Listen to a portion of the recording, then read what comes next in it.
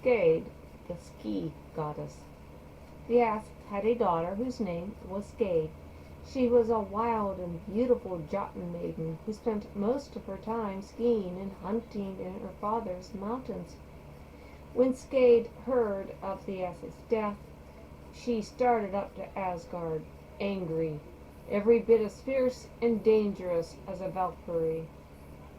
"My father's honor demands to be avenged, and you must pay a fine for his death," she cried, for it was a rule in those days that a man's death must be paid for in gold by the murderer.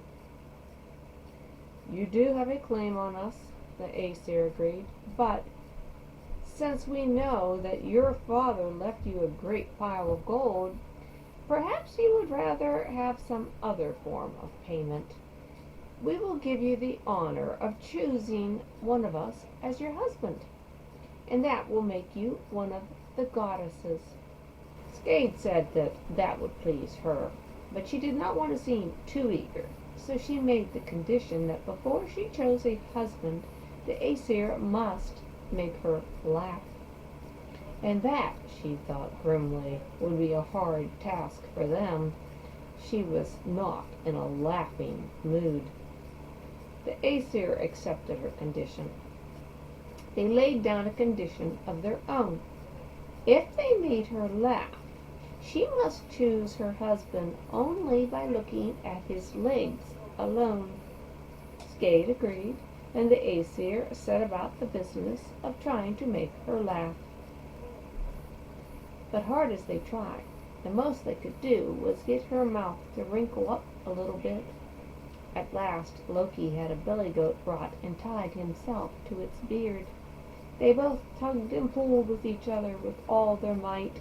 The billy goat bleated and it butted Loki.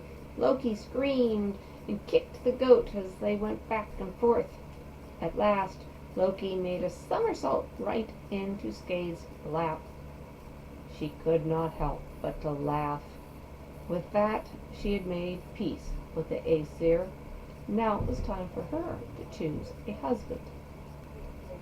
The Aesir lined themselves up, but before Skade was called, they made a dense fog descend on them like a curtain, so she could only see their legs. Skade had wanted Balder the Beautiful to be her husband. So she looked up and down the handsome display of godly legs. She searched for his. She was sure that Balder, the handsomest of the gods, would also have the handsomest of the legs. For Skade, the skier, had shapely, muscular legs, and she wanted her spouse to be the same. At last she made her choice.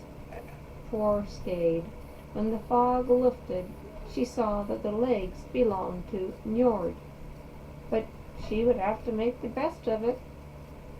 But she was very disappointed. Balder was very happy, for he wanted no other wife than the faithful Nanna. Skade and Njord were a very ill-matched pair. He loved the seashore. She loved the mountains. "It makes me sad to sit and stare at the wide-open sea," she said, "and the singing of the swans and the shrieking of the gulls pierce my ears, and they keep me awake all night." After 9 nights in Njord's house by the heavenly sea, they moved to Skade's hall in the mountains. Now it was Njord's turn to complain. "The towering mountains shut me in, and the howls of the wolves keep me awake all night. I long for the song of the swans in the bright open sea." After 9 nights in the mountains, Njord moved back down to the sea. Thereafter, he and Skade seldom saw each other, but in a friendly fashion they were together at all the godly gatherings. Skade stayed in her mountains and became the goddess of skiers. The end.